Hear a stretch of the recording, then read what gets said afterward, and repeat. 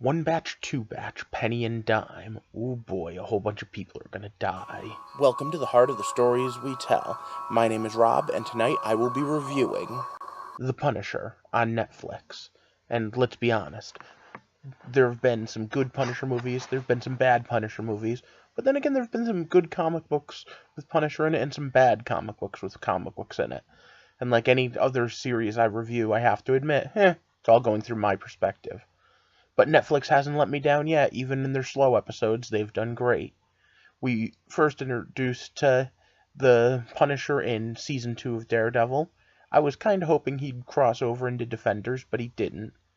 There's also part of me that wants to see him team up with the new Ghost Rider, but that's probably not going to happen. We know that Karen Page is going to be in this series, and we've also heard rumors that there might be at least a hint of another spectacular hero.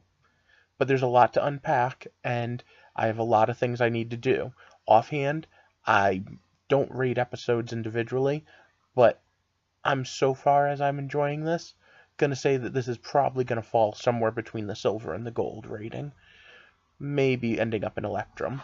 For those of you that don't know, what I do here is I review shows, come up with theories on how we tell stories, why and how, and if that sounds interesting to you, click that subscribe button, because we're going to be going over the Netflix Punisher. Such a simple concept, one that would be so easy to make too gory, too easy to make too kidified. And overall, there's a lot going on in the whole universe, let's be honest, because we've got, 17 movies so far in the MCU, plus all those Netflix series. We have cops that are turning into vigilantes because they lost their arm. We've got spirits of vengeance that come up with magical fiery chains. And let's not forget, we even have an entire TV show where we introduce the idea of LMDs. Most recently, we've been looking at Doctor Strange and Thor, so we've been dealing a lot in the magical, spiritual world. But this is going to bring us back down to Earth. And as we do, I'm willing to bet that we are going to follow the man in a hole theory of storytelling as we watch this hero's journey. Because, let's be honest, if anyone's ever fallen in a hole, it's Frank Castle. So once again, it's stop. Spoiler time. Before I sat down, I already knew some things were coming up. Specifically, his partner Microchip, who was a personal favorite because when I was reading Punisher back in the day, he was one of the characters that was in it. I don't know much other than that, and that Karen Page is going to be in this, and of course, that it is going to be the knockdown, drag-out, dirtiest Marvel Netflix series yet. Frank Castle lost his family. He might have lost his mind in the process. He refused to take anything from anyone, including not willing to say that he had PTSD, because his problem didn't come from over there, it came from here. But let's sit down and watch the first episode. 3 a.m. was a powerful episode, mostly because what it did was it anchored in the new normal for Frank Castle. He's going by a new name, he's trying to just live his life, and he's having PTSD problems.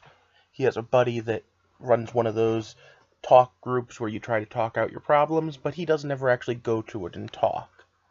All in all, he's trying to just move on, but he can't, because he's stuck in a hole.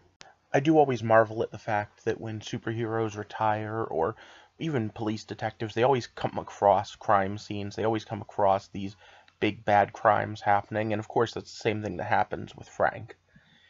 He's working a construction site, and boom! Some of the construction workers are dirty and are going to knock off a mob place, and the new kid, the kid that he was trying to be nice to, ends up getting involved and doing something stupid, and that's what brings the Punisher back to the fray.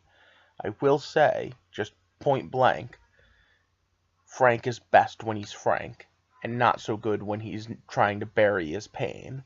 And I think he's going to realize that very shortly, that he has to be the Punisher, that he has to mete out justice, or else he'll never find peace. I've already heard people complain that this was a slow start, but I don't think so.